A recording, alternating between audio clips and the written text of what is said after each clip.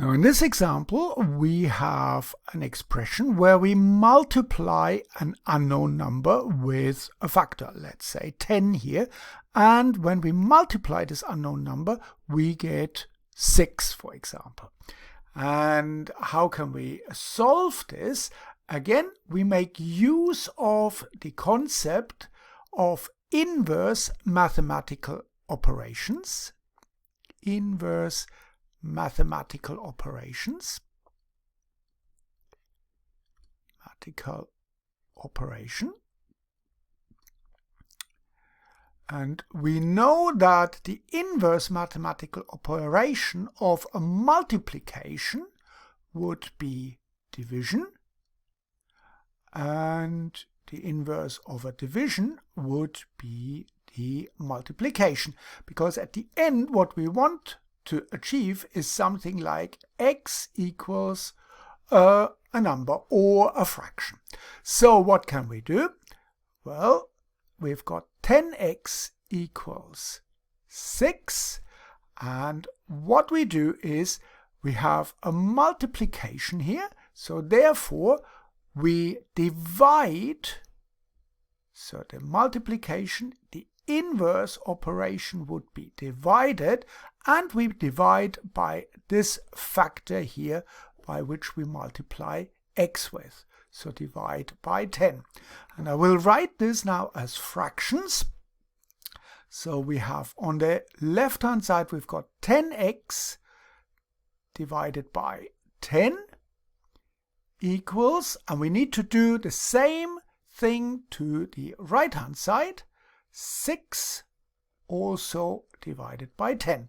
So what we see here on the left hand side is that the 10 cancels out, and we've got 1 times x, so we would have 1x, but we just simply write 1 instead of the 1, we just can ignore that.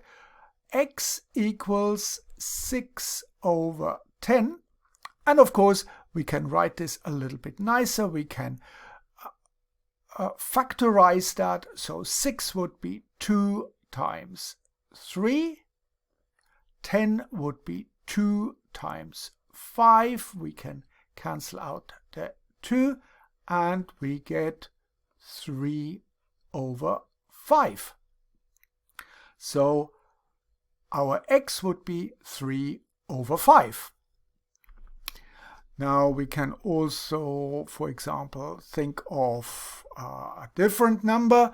Let's say we've got minus 5x equals, say, 20. This would be another example, and so let me indicate this, that this is a different example. What do we do in order to find x?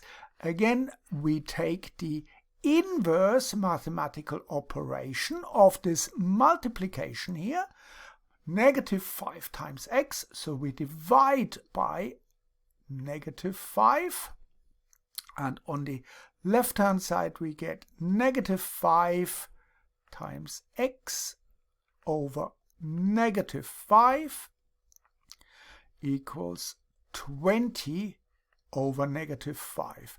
And again, it's important that we do the same thing on the right hand side that we've done on the left hand side. Now negative 5 cancels out,